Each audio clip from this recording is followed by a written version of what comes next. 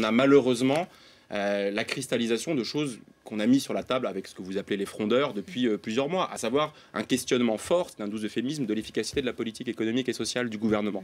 Nous le faisions depuis plusieurs mois, notamment sur le pacte de responsabilité.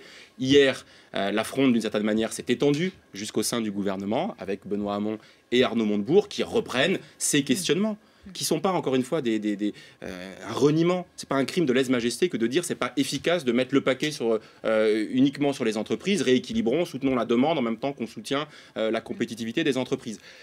Donc la question est posée de manière tonitruante. On a un Premier ministre qui est dans son rôle.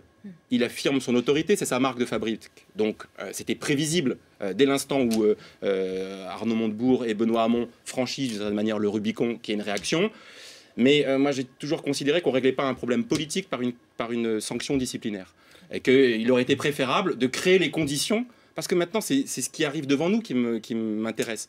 Quelle sera la majorité politique, la base électorale de ce nouveau gouvernement s'il est resserré autour de cette ligne économique? Justement. Et s'il n'y a pas l'espace de créer des passerelles avec Europe Écologie Les Verts, avec pourquoi pas le Front de gauche, et naturellement avec la totalité du groupe socialiste à l'Assemblée.